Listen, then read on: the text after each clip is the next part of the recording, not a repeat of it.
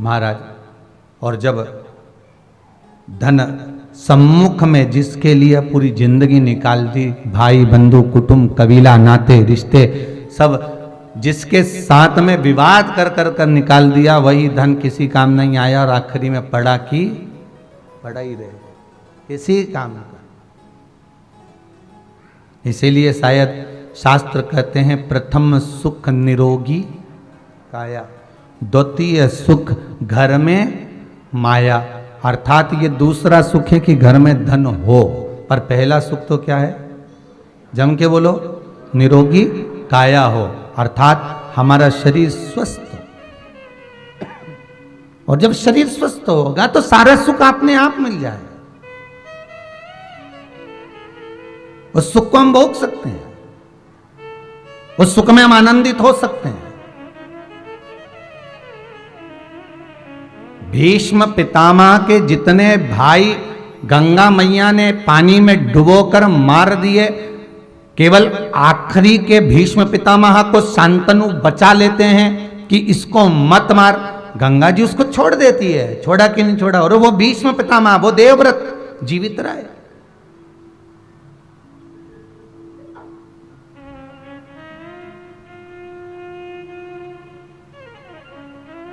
पूछा एक बार गुरु द्रोणाचार्य से भीष्म पितामह ने, एक बात मुझे जरूर बताइए गुरुदेव, कि आखिर कारण क्या था जो मैं आज भी बुजुर्ग होने के बाद पूरे हस्तिनापुर का सबसे वयो, सबसे वृद्ध, सबसे बुजुर्ग व्यक्ति हूं और इतना रोता हूं, पर करूं क्या? अपने भाग्य को कोसता हूं।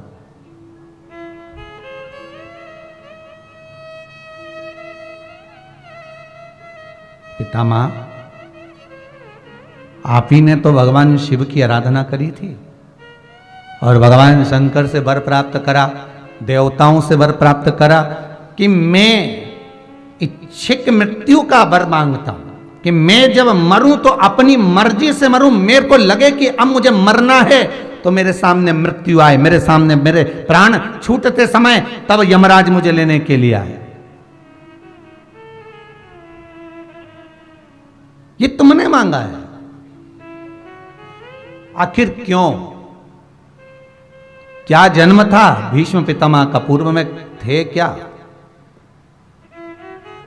ये राजा पृथु हुए, पृथु के अंतर्गत ही वसु हुए महाराज, और इनका नाम था धोवसु। क्या नाम था? धोवसु। ये 4-5 भाई सारे वसु एक देवताओं के तुल्य थे, भ्रमण के लिए निकले थे महाराज। और भ्रमण के लिए निकलते निकलते ये भ्रमण करते करते बड़े आनंद में घूमते घूमते वशिष्ठ बाबा के आश्रम में पहुंच गए थे। इन धो वसु की धर्म पत्नी ने वशिष्ठ बाबा के यहां पर जो मंथन में 5 गाय निकली थी, उसमें से एक गाय नंदनी का दर्शन कर लिया और कहा कि ये गाय मुझे मिलना चाहिए। धर्मपत्नी ने कहा, कितना सुंदर कहा है शिव महापुराण के अंतर्गत कि धर्मपत्नी जिद करे, मना नहीं है, पर धर्मपत्नी जिद वो करे कि कहीं पति को अगला जन्म भोगना ना पड़ जाए। जिद करे पत्नी करे जिद कि मुझे शिव महापुराण की कथा करवाना है, मुझे शंकर की कथा में चलना है, मुझे आप कथा में लेकर चलो, मुझे जाकर कुबेर भंडारी की भूमि को नमन करना है, मुझे महाकाल जाना है, मुझे उज्जैनी जाना है, मुझे ओमकारेश्वर जाना है, चलो मुझे सीहोर जाना है, कथा का रसतत्व ग्रहण करे जिद, मना नहीं है। मुझे तीर्थ जाना है, हरिद्वार जाना है, मुझे वृंदावन जाना है, मुझे मथुरा गोवर्धन अयोध्या आदि की जगह जाना है। पत्नी जिद करे कि मुझे ऐसी जगह जाना है, तो पति से अगर जिद करे भी और पति अगर लेकर चला भी गया तो पति ने कोई पाप कर्म जीवन में करा भी होगा, तो तुम्हें ले जाकर उस तीर्थ का दर्शन जब वो कराएगा तो ये पक्का विश्वास रखना कि पति के भी जितने पाप कर्म हैं वो भी नष्ट हो गए होंगे और अपनी जिंदगी में जितने पाप कर्म हम पूर्व में कर आए होंगे वो भी नष्ट हो गए होंगे। अगर जिद करे पत्नी तो ये करे, कि मुझे शंकर की कथा करवाना है, मुझे शिव महापुराण की कथा करवाना है, मुझे कथा में लेकर चलो, मुझे कथा में जाना है, मुझे ले जाओ।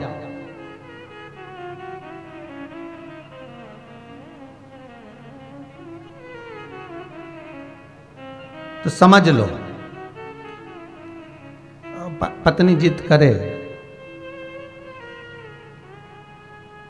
कुछ भी हो 3 तोला का हार चाहिए। पति बोले देख कभी यार लॉकडाउन के अंतर्गत देख इतना व्यापार अच्छा चला नहीं है, और इतना व्यापार अगर अच्छा चलता तो मैं कुत्ते को दिलाने में क्या देख, तुमने ही तो कहा था करवा चौथ पे दिलाओगे, मुझे कोई मतलब नहीं, तुम 3 तोला का हार दो तो दो। देख फिर कर्जा होगा, ये होगा, और कर्जा में डूब गया बेचारा, पैसा भी लाया, सोना इतना महंगा लाया, हार दिलाया, कर्जे पे कर्जा चढ़ते गया चढ़ते गया चढ़ते गया, यहाँ से लाया वहाँ से लाया वहाँ, कमाने के लिए अब पैसा तो चुकाना है तो कमाना भी पड़ेगा, और कमाना पड़ेगा तो पैसा कमाने के लिए 1 रुपये की चीज़ 10-10 रुपये तक महंगी भी बेचना पड़ेगी। मतलब भले अभी तक बेचता था, थोड़ा बहुत ऊपर बेचता था, पर अब और ज़्यादा बेचने लगा, तो दुकान भी ठप हो गई कि इतना महंगा सामान दे, इसकी दुकान पर तो अंदर जाना ही मत ही, तो वो भी चली गई। तो कितना करा उसने।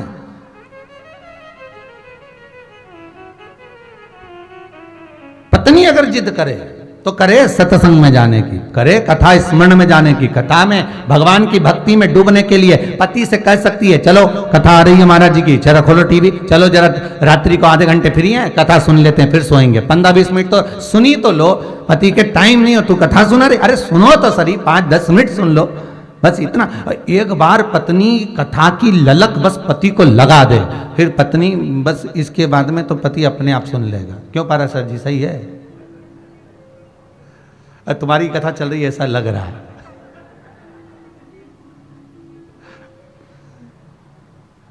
कभी तो भाभी ने बोला होगा ना पारा सर जी है कि कथा थोड़ी तो सुनी लो, और मुझे तो ऐसा लगता है कि भाभी ही लेकर आए होंगे कि कथा करवाना है, चलना पड़ेगा, चलो। तो ये कथा का रसतत्व है, यही आनंद है महाराज जी। चलो कथा का रसतत्व ग्रहण करते हैं, चलिए।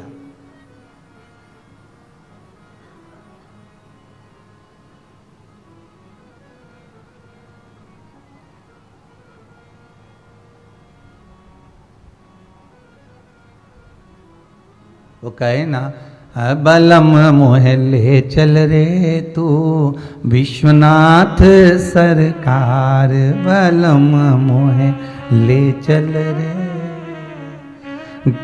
जहाँ बहत है गंगा मैया, जहाँ बहत है गंगा मैया, बलम मोहे ले चल रे तू विश्वनाथ सरकार, बलम मोहे ले। अब भाव हो, पर धो वसु की धर्म पत्नी कर रही है कि वशिष्ठ ऋषि की यहाँ जो गाय है वो हमारे पास होना चाहिए, जाओ जरा गाय लेकर। देखिए भीमाशंकर कथा की, ये शिव महापुराण का आनंद ये 2 वसु से ही प्रारंभ कर रहा है।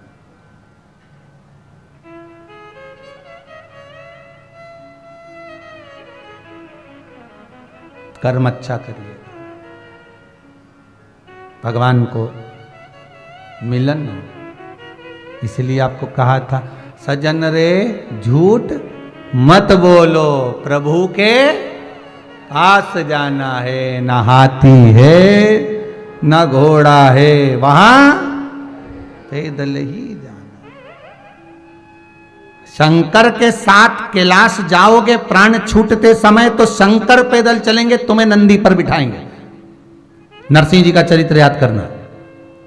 और जब यमराज बंदी बनाकर लेकर जाएगा तो यमराज पाड़े पे बैठा रहेगा, तुम पूंछ से बंधे हुए जाओगे पैदल,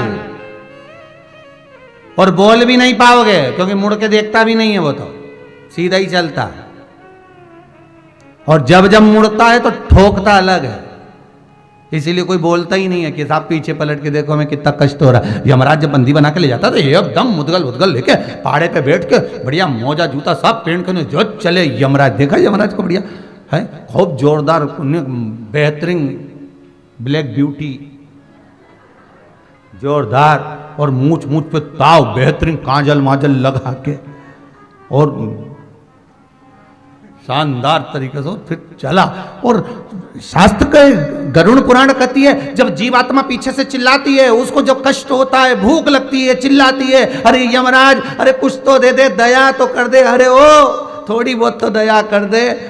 जैसे तुम लोग हम मंदिर के दरवाजे पर कहीं कहीं भीड़ रहती है ना, तो तुम पुलिस वालों से नहीं कहती, जो लगे रहते कार्यकर्ता, तेरे पांव पड़ू, थोड़ा सा दर्शन करा दे, तेरे हाथ जोड़ो, अरे नरक जाएगा दर्शन कराने में, तेरे का जा रही है। तो तुम सोचो कि बेचारे को बद्दुआ लग रही होगी, तो ऐसे ना जाने कितने आते।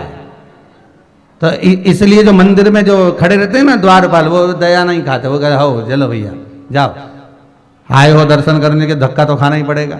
क्योंकि जो भगवान के दरवाजे पर धक्का खा लेता है वो संसार के धक्के नहीं खाता, तो धक्का खा लो तो वो रहे। तो यमराज से जीवात्मा कितनी चिल्लाती है, अरे मैं तेरे पाँव पड़ूं, अरे भूख लग रही है, जीवात्मा कहे मेरे को ऐसा दे दे, अरे मेरे को ठंड लग रही, मेरे को गर्मी लग रही, मेरे पाँव में कांटे चुभ रहे, क्योंकि जैसा जैसा कर्म करा है वो तो भोगना पड़ेगा। तो कांटे चुभ रहे, ये हो रहा, तो यमराज जब पीछे एकदम मुड़ के देखता है तो गरुड़ पुराण कहती है 4-6 और धर के ठोकता है।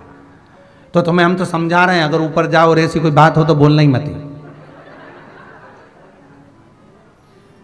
देखो गुरु बिन ज्ञान न उपजे, गुरु बिन भक्ति ना मिले, गुरु बिन संशय ना मिटे, गुरु बिन मुक्ति ना मिले। तो निवेदन है, ध्यान रखना कि अगर मान लो तुम चले और यमराज तुम्हें, वैसे तो तुम शंकर जी की कथा सुन रहे हो तो यमराज की हिम्मत ही नहीं। सोचो जरा, है अकाल मृत्यु भो मरे, जो काम करे चंडाल का, काल उसका क्या बिगाड़े, जो भक्त हो महाकाल का। तो तुम ये तो दूसरे के लिए है जो कथा नहीं सुने, उनके लिए उनको कह देना भैया हमने सुनी कथा में कि यमराज जैसा पहाड़ा पे जाता है, जूता मोजा पहन के बढ़िया, और बढ़िया सब तैयार वैयार होके, और बाल भी उसके बड़े बड़े, दांत भयंकर, और आंखें भी बड़ी भयंकर, और गदा लेकर जब चलता है तो उसका पाड़ा भी नहीं मुड़ता ना वो मुड़ता। वो तो पीछे से जीवात्मा जब चिल्लाती है ना, जो पाड़े की पूंछ से बंधी रहती है और चिल्लाती है, खूब खूब चिल्लाती है, तब वो यमराज को पुकारती है, अरे दया कर दे। तब यमराज पीछे मुंडी करता और 2-4 दोच के फिर चल देता। तो कोई अगर तुमसे कहे तो उसको समझा देना कि देखो भैया सीधी सीधी बात है, इसलिए शंकर की कथा सुन लोगे तो शंकर भगवान पैदल चलेंगे, तुम नंदी पर बैठ कर चलोगे। और अगर कथा नहीं सुनी, भगवत भजन नहीं किया, ये मनुष्य देह प्राप्त करने के बाद नाम नहीं लिया, संकीर्तन नहीं करा, स्मरण नहीं करा, ये मानव देह प्राप्त करने के बाद केवल कर्म में डूबे रहे, तो फिर गए, फिर तो तेरा क्या होगा रे कालिया। बस याद कर लीजिए, अंतिम बिंदु है फिर बस।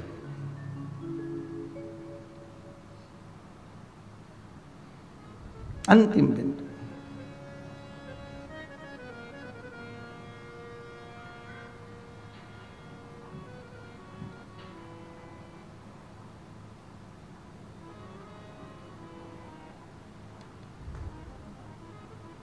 इसलिए इस चित्त वृत्ति को, इस मन को भगवान की भक्ति में डुबा कर चलना। 2 वसु से धर्म पत्नी कह रही है, मुझे ये वशिष्ठ बाबा के पास में जो गाय है वो गाय ला कर दे दी। ये वशिष्ठ बाबा की जो गाय है मुझे चाहिए। अब 2 वसु ने कहा देखो ये गुरु के यहाँ की गाय है, और इस गाय को अगर हम लेकर आएंगे तो हमको कष्ट तो भोगना पड़ेगा। धर्म पत्नी कह रही है, मैंने आपसे जिंदगी में कुछ नहीं मांगा, पर यह गाय एक ऐसी है जो अपने आप दूध झड़ा देती है, जो मांगो वो दे देती है। ये गाय ऐसी है।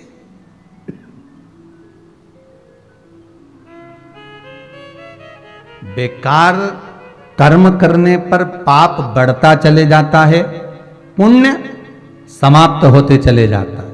अच्छा कर्म करने पर पुण्य बढ़ता चले जाता है, पाप समाप्त होते चला जाता है। और जब व्यक्ति का पाप कर्म समाप्त होता है तो उसका जीवन में अपने आप ही आनंद की अनुभूति होने लगती। शिव महापुराण सुनकर मिलता क्या है? हम कहते हैं ऐसा कोई सुख नहीं जो वंचित रह गया, इसमें सारे सुख हैं शिव पुराण। ये आज पत्र आए हैं, देखिए।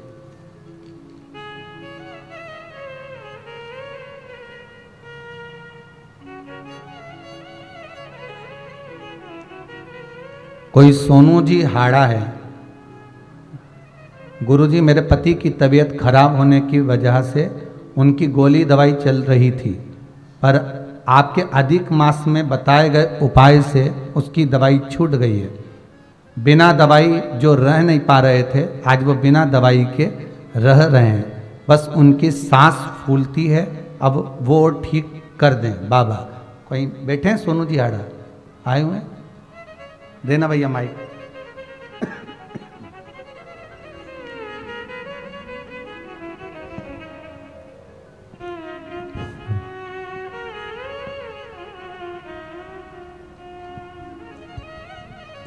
कहाँ से आए आप? इंदौर से। इंदौर में कहाँ रह रहे हैं? विजयनगर। विजयनगर। आपका शुभ नाम? सोनू हाड़ा। सोनू जी हाड़ा। किनको तकलीफ थी? मेरे पति को। क्या हो रहा था? उनको एकदम से मतलब कुछ टेंशन वगैरह ज़्यादा ले लिया होगा, तो फिर ऐसी दवाई गोली चल रही थी कि बिना दवाई गोली की उनको रात में नींद ही नहीं आती थी और बेचैनी होती थी। अच्छा। फिर बाद में उनको जब आपने अधिक मास में उपाय बतलाया था 10वीं तिथि पर कि ना मतलब चौकोर बत्ती का दिया बनाना है, उनके ऊपर से उतारना। हाँ, उतारो उससे फिर उस दिन से उन्होंने गोली दवाई नहीं ली है और अभी भी अच्छे से आए हुए हैं। वो भी आए हुए हैं क्या? हाँ। बहुत बहुत साधुवाद। कहाँ है? बहुत बहुत बधाई आपको। धन्यवाद गुरुजी। जी जी, नमः शिवाय। बाबा कृपा करे, स्वस्थ रखे।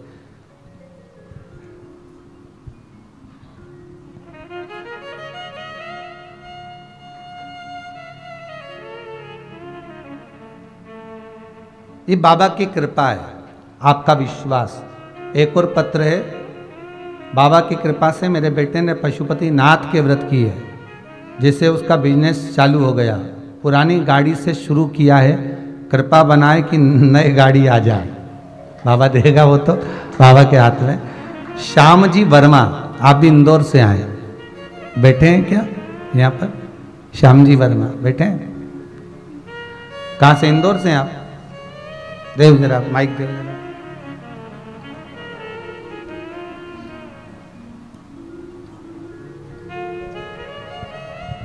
कहाँ से आए हैं? इंदौर से। इंदौर में कहाँ रह रहे हैं? विजयनगर। विजयनगर। क्या नाम है आपका? लक्ष्मी वर्मा। लक्ष्मी वर्मा। क्या तकलीफ चल रही थी जो आपने पशुपति नाथ का व्रत किया? मैंने नहीं किए गुरुजी, मेरे बेटे ने किए हैं। बहुत विश्वास से किया उसने पशुपति व्रत अपने बिजनेस को आगे बढ़ाने के लिए। अभी उसकी उम्र मात्र 20 वर्ष है जी। अब चल रहा है, चालू करा? हाँ, चल रहा है। बाबा की कृपा। तीसरा महीना है, चल रहा है। अच्छा अच्छा, बहुत बढ़िया। बाबा कृपा करे। हर हर महादेव। एक और बड़ी खुशी की बात है, सीए का रिजल्ट आया है। और इतनी खुशी की बात कहूं मैं आपको, इतने मैसेज हैं मोबाइल में कि जिन जिन ने उपाय कर कर सीए का एग्जाम दिया, सब के रिजल्ट अच्छे आए। बाबा की कृपा है। इतने खुश हैं बच्चे, इतने खुश हैं कि उन बच्चों की खुशियों के लिए मैं धन्यवाद दूंगा और बहुत बहुत साधुवाद दूंगा कि बेटा आपने पढ़ाई के साथ में शंकर पर विश्वास करा और बाबा ने आपका साथ दिया और रिजल्ट आपका अच्छा बनाया।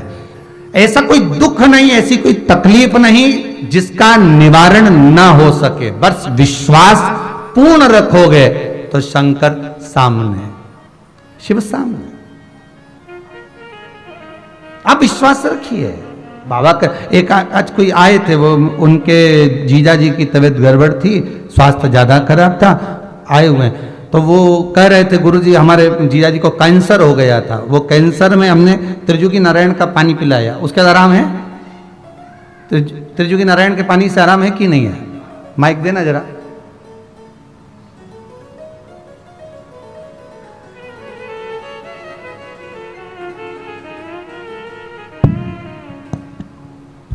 आप कहाँ से आए?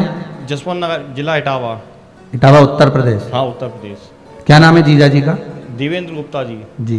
और उनकी धर्म पत्नी का? श्री मोहिनी गुप्ता जी, श्रीमती मोहिनी गुप्ता जी। क्या कैंसर था क्या उनको? हाँ, ब्लड कैंसर है। उनके जो ब्लड कैंसर में आराम तो मिल गया, लेकिन जो पैर में इन्फेक्शन हो गया है वो कैंसर से जुड़ा हुआ है क्या? हाँ, वो कैंसर से जुड़ा हुआ है। कीमो चढ़ा था वो। अच्छा।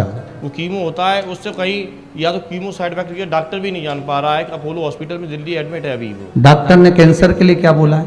उसने ये कहा है कैंसर हमारा कंट्रोल में है, इन्फेक्शन कंट्रोल नहीं कर पा रहा, इन्फेक्शन के चक्कर में ब्लड कवर नहीं कर पा रहा। बाबा कृपा करे आप जाएं, जब यहाँ से बेलपत्री जरूर लेकर जाएं। हाँ जी, नमः शिवाय, हर हर महादेव।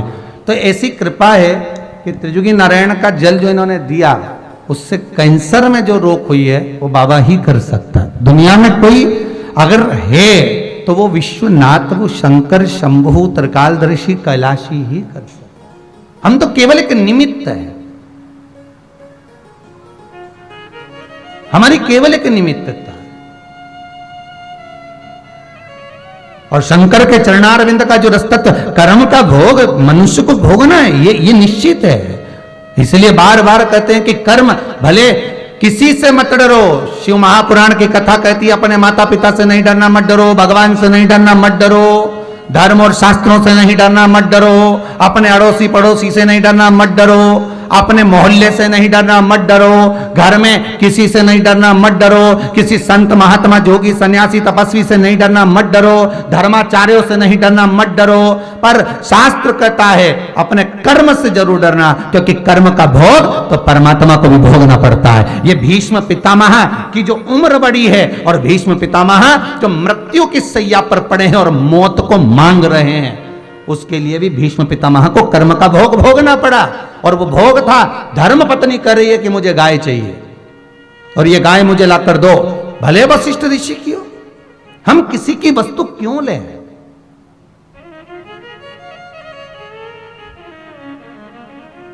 शंकर के दरवाजे पर, शंकर के मंदिर में, शंकर के द्वार में, शंकर की कथा में, शंकर के चौखट पर, शंकर के मंदिर तीर्थ में भी अगर एक पड़ा हुआ किसी का मोबाइल भी मिल जाए, पड़ा हुआ भले वो 5,000 का, 10,000 का, 50,000 का हो, भले किसी का पड़ा हुआ एक अंश भी मिल जाए, तो उसको ले जाकर वापिस या तो किसी संस्था वाले को, समिति वालों को, या किसी मंदिर को उसको कहना चाहिए कि ये सामान मिला है, आप लिखो नाम और ये हमको प्राप्त हुआ, अनाउंस करवा कि ये सामान मिला, लेकर जाइए। क्यों?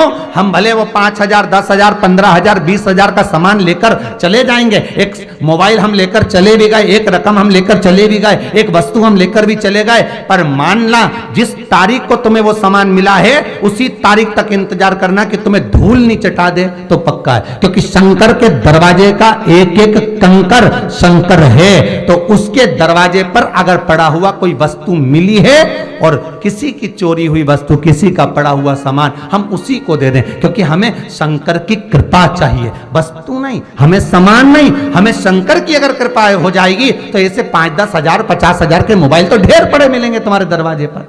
उसकी कृपा चाहिए, वस्तु नहीं।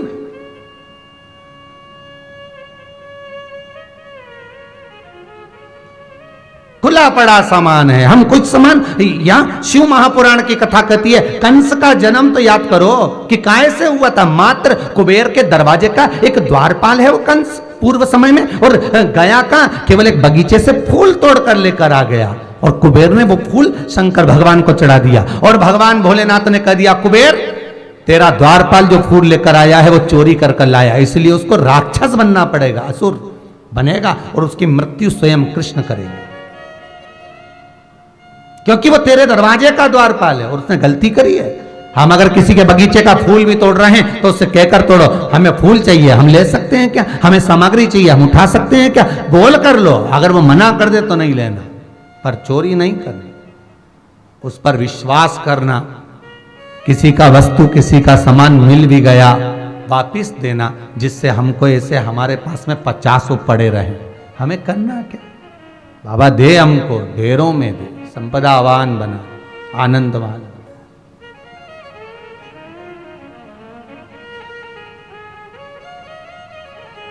मुझे वशिष्ठ बाबा की गाय चाहिए, नहीं।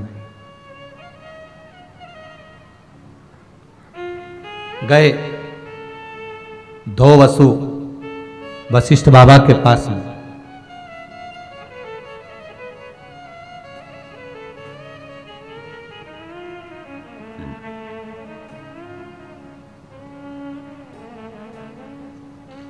और वशिष्ठ बाबा के पास में जब 2 वसु गए, आवाज लगाई, आश्रम में कोई था ही नहीं, कोई भी नहीं। क्योंकि वशिष्ठ बाबा तब साधना करने के लिए गए थे।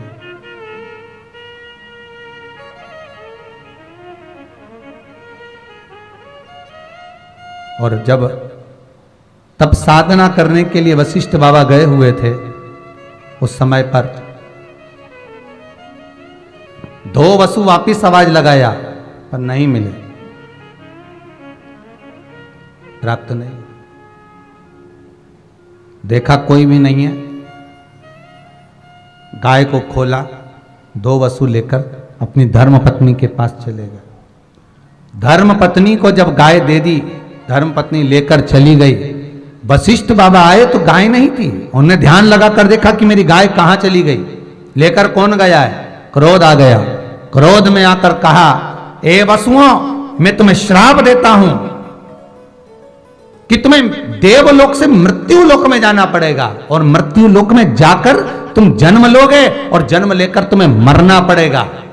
पर ये दो वसु, तूने मेरी गाय चुराई है, तेरे भाई तो जन्म लेकर मरेंगे, पर तुझे जन्म लेकर भी जीवित रहना पड़ेगा और तुझे कर्म का दंड भोगना पड़ेगा। भीष्म पितामह के जितने भाई थे, गंगा जी ने सब पानी में डुबोकर मार दिया, उनको तो मुक्ति मिल गई, तुरंत मरे तुरंत चले गए। पर ये जीवित रहकर भी, अवस्था पाने के बाद भी पड़े हुए हैं, बाणों की सैया पर पड़े हुए हैं। और कितना कितना महाभारत कथी कितना रोए हैं भीष्म पितामह, जो आता था उसके सामने रोते थे। मैं करूं क्या सकता हूं, पांडव भी मेरे, कौरव भी मेरे, पर रोना पड़ रहा है, कर्म का दंड है, भोगना पड़ेगा। पड़े रहे बाणों की सैया।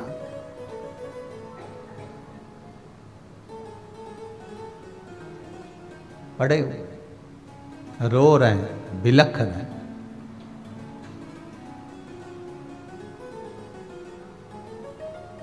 अंत में भीष्म पितामह के सामने भगवान कृष्ण भी आए।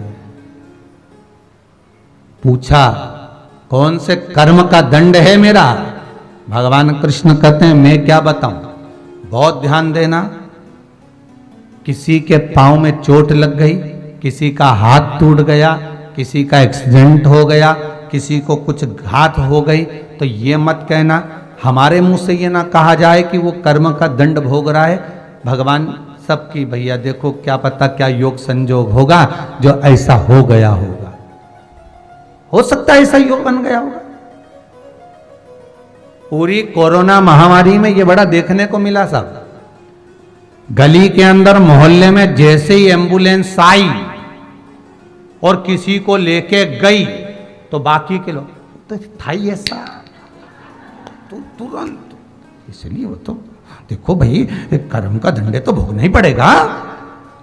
और मालूम पड़े खुद के घर में, फिर इसलिए किसी पर उंगली ना उठाइएगा। एक उंगली हम किसी पर उठाते हैं तो तीन उंगली हमारी ओर जाती है। तुम अपने अंदर झांक कर देखो कि तुम्हारे भीतर कितना पाप भरा हुआ है, तुम्हारे भीतर कितना काम भरा है, कितना लोभ, कितनी आसक्ति, कितना वासना, कितनी तृष्णा भरी हुई।